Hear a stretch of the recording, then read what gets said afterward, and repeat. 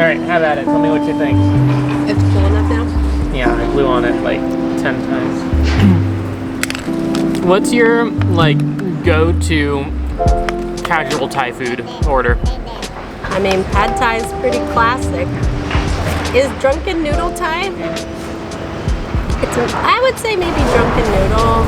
In terms of consistency, I am probably all pad see ew. It's probably tough to find me not in the mood for like the wide noodles that get the sear on them and can kind of sop up everything. Or I would say Thai iced tea is maybe the most consistent. I'm back in Eugene, Oregon right now, where I lived for 3 years while going to grad school. When I was going to grad school here, this was actually one of my favorite places to get a quick bite. You had a simple menu, good stuff. One great thing about living in Eugene was that good Thai food was everywhere. I mean, in like a 5-mile radius of where I am right now, there's probably a dozen Thai restaurants, at least. We've got good Thai food everywhere, but where are the Thai people? Like outside of anybody working in a restaurant, and oftentimes the people working in the Thai restaurants were Latino or some other ethnicity, I had not met a single Thai person in Eugene. And that seemed kind of strange, given that the cuisine was all over the place. As it turns out, Eugene is not the only place like this. From big cities to rural towns, and it really doesn't matter what state of the US you're in, Thai food seems to be much more widespread than Thai people. And the numbers back that up. Now there are also a ton of Mexican restaurants in the United States, about 54,000 of them. And this kind of makes sense because the population of Mexican Americans is pretty high, about 36 million. But when it comes to Thai food, you'll find 5,400 restaurants representing just over 300,000 people.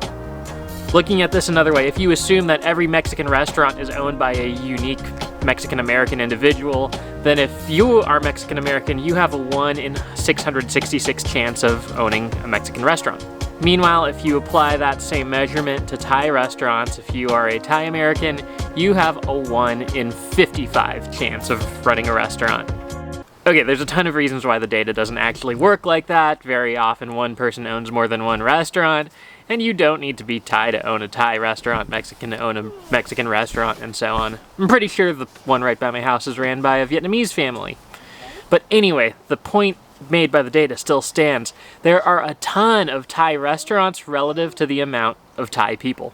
So why is this? Is this just a coincidence? Do Thai people just really love cooking? Well, there's a whole story behind why there's probably a Thai restaurant near you right now. And it's a story of concentrated strategy, international policy, and something called Gastro Diplomacy. Me and the baby are gonna eat the shit out of some pad Thai. Chicken pad Thai, some mussaman curry. Tom Kha Gai is a classic Thai soup.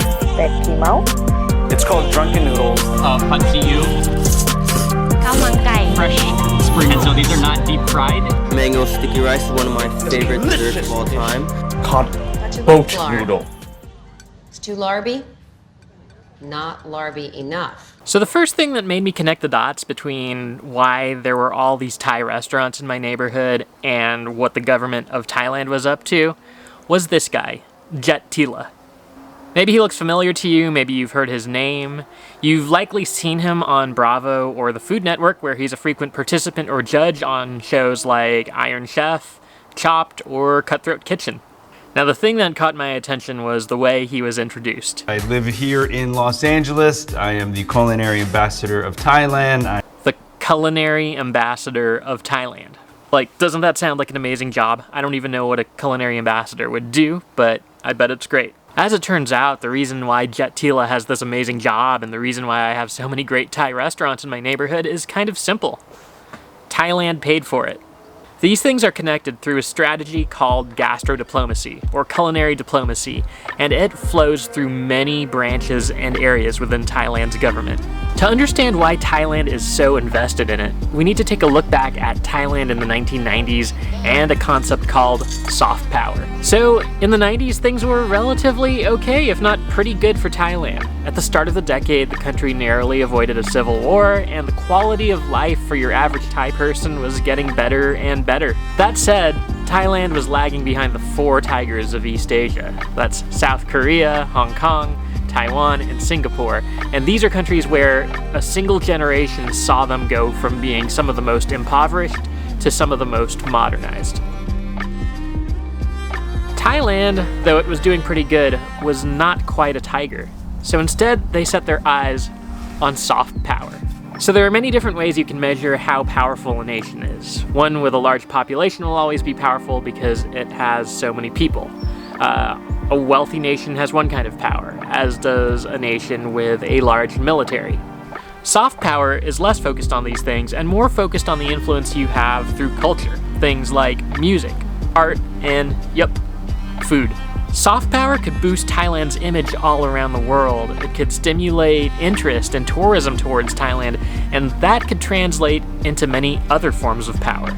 In 2001, the Thai government funded the creation of a new business. At the time, Thailand's Minister of Commerce said he thought that the company would basically be like the McDonald's of Thai food. Okay, so it didn't go exactly like that. There's not a single Thai chain you're gonna find in every country of the world the way you can McDonald's. But you can find some form of Thai food in a lot of different countries. You'll find Thai food lots of places. Rural and remote parts of America that aren't diverse at all.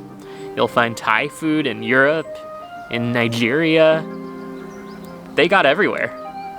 Thailand was simultaneously creating all these culinary institutions while training lots and lots of chefs who it would then support to go abroad and open restaurants.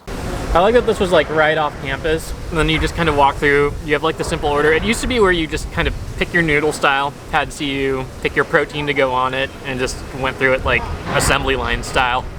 It turns out it's this way by design. The Thai Ministry of Commerce came up with 3 basic restaurant prototypes, essentially 3 templates that Thai restaurateurs could use to create different tiers, different levels of Thai restaurants. I love the names of these places. So an elephant jump restaurant is fast casual. It's where you can eat for $5 to $15 per person, pretty much like the spot we're at right now. Cool Basil goes for $15 to $25, mid-price. Then if you want fancy Thai silks on the wall, fancier platings, more decorative art items, you'll probably take to the prototype for a Golden Leaf restaurant. These are $25 and up per head. And this wasn't the only thing going on. So many different branches of the Thai government were taking on tasks revolving around proliferating the world with Thai cuisine. The Department of Export Promotion arranged meetings between Thai restaurateurs and international businessmen. The Export-Import Bank of Thailand started offering accessible and appealing loans to Thai nationals who had plans to go abroad in order to open restaurants. Even the Public Health Ministry published a guide called Manual for Thai Chefs Abroad, and this taught everything from how to staff a restaurant to how to market it. All of this didn't just promote Thai food all around the world, it also started to redefine the cuisine.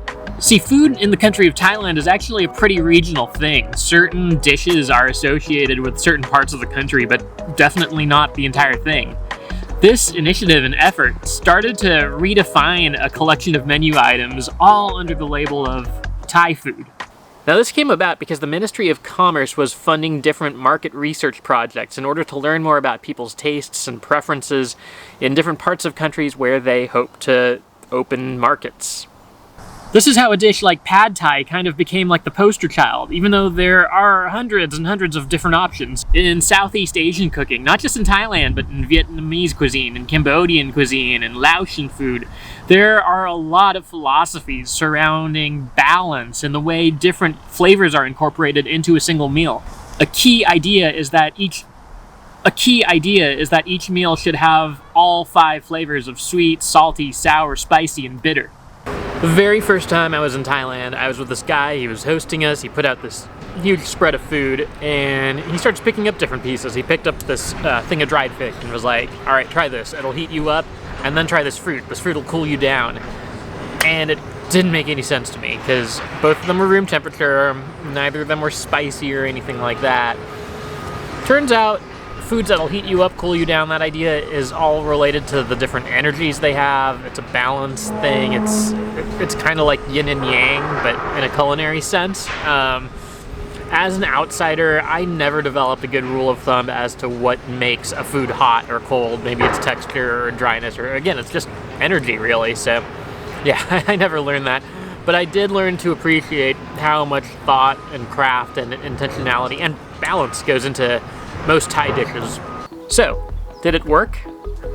I think the answer is an easy yes, because the amount of Thai restaurants all around the world tripled. After all these initiatives were launched, over 3,000 restaurants opened in the US alone. And beyond that, Thailand got to assert its identity and its culture on a global stage. It wasn't just food, a number of other Thai exports got recognized all across the world.